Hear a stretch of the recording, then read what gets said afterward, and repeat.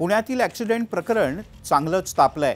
Accident करणाऱ्या अल्पवयीन मुलाच्या वडिलांवर या प्रकरणी गुन्हा दाखल करण्यात आलाय आणि त्यांना संभाजीनगरमधून अटक सुद्धा करण्यात आली।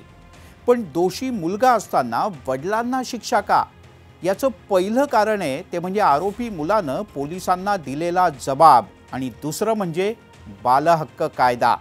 आपण याबद्दलच सविस्तर जाणून घेऊयात।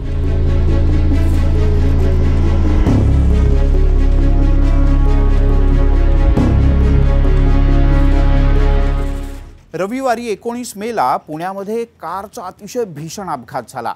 भरधाव वेगात आलेल्या पोर्शे कारनं दुचाकीवरून जाणाऱ्या दोघांना चिरडलं। इंजिनियर अनीस अवधिया आणि अश्विनी कोस्टा यांचा जागीच मृत्यू झाला।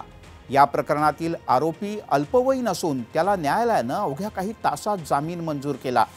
पण चौकशीच्या वेळी अल्पवयीन आरोपीने धक्कादायक खुलासे केलेत।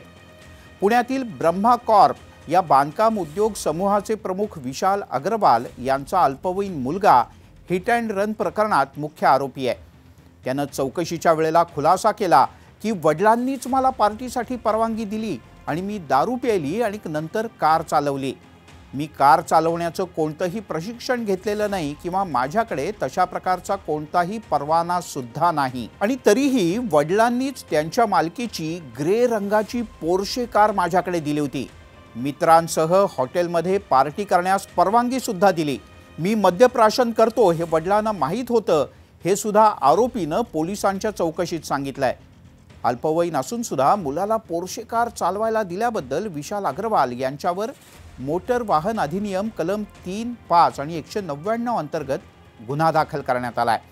त्यासोबतच आपला अल्पवयीन मुलगा दारू पितो हे ठाऊक असूनही त्याला पार्टी करता परवानगी दिल्याबद्दल विशाल अग्रवाल यांच्यावर बाल अधिनियम कलम 75 आणि 77च्या अंतर्गत आणखीन काही गुन्हे दाखल झाले आहेत। बालहक्क कायद्याचा विचार केला तर आपल्याकडे अल्पवयीन मुलांच्याकडून कुठलाही गुन्हा दाखल झाला तर त्यांच्या पालकांना जबाबदार धरण्यात येतं आणि शिक्षा सुद्धा सुनावली जाऊ शकते। गुन्हा आणि त्याचं गांभीर्य लक्षात घेत 3 वेगवेगळ्या स्वरूपाच्या शिक्षा केल्या जाऊ शकतात।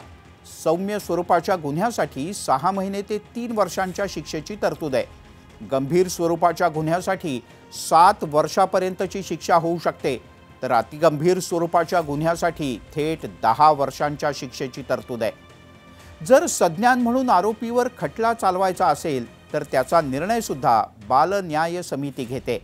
त्यानुसार विशाल अग्रवाल याच्यावर गुन्हा दाखल करण्यात आलाय आणि त्याच्यावर आता पुढची कारवाई होणार आहे। पण गुन्हा दाखल होताच बिल्डर विशाल अग्रवाल फरार झाले। त्यांना शोधण्यासाठी पुणे पोलिसांची विविध पथकं रवाना झाली आणि पुणे पोलिसांनी रात्रभरात त्यांना शोधून काढलं आणि भल्या पहाटे संभाजीनगरमधून त्यांना अटक करण्यात आली। याशिवाय पुण्यातील कोरेगाव पार्क परिसरात कोझी आणि ब्लॅक पब या 2 हॉटेल्स आणि पबच्या मालकांना सुद्धा पोलिसांनी अटक केली आहे। प्रल्हाद भुतडा, सचिन काटकर आणि संदीप सांगळे या तिघांना पुणे पोलिसांनी अटक केली आहे।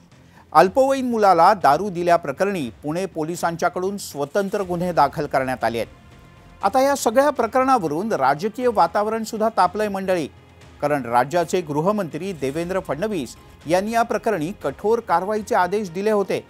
त्यानंतर आता मुख्यमंत्री एकनाथ शिंदे यांनी सुद्धा पुणे पोलीस आयुक्त अमितेश कुमार यांना फोन करून कठोर कारवाईचे आदेश दिलेत।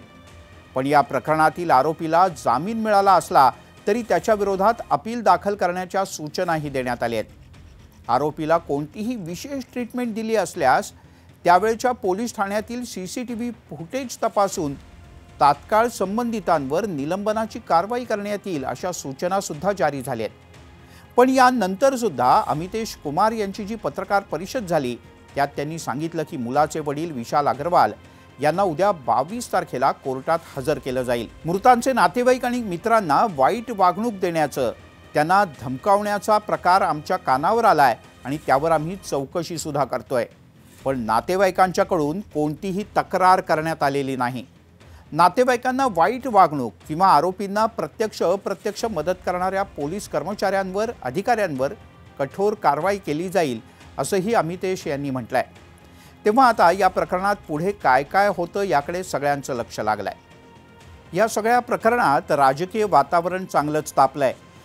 विधानसभेतले विरोधी पक्षनेते विजय वडेट्टीवार यांनी या प्रकरणात थेट पुण्याच्या पोलीस आयुक्तांसह संबंधित पोलीस अधिकाऱ्यांवर कारवाईची मागणी केली आहे आणि या सगळ्या प्रकरणाची न्यायालयीन चौकशी करावी अशी त्यांची मागणी आहे।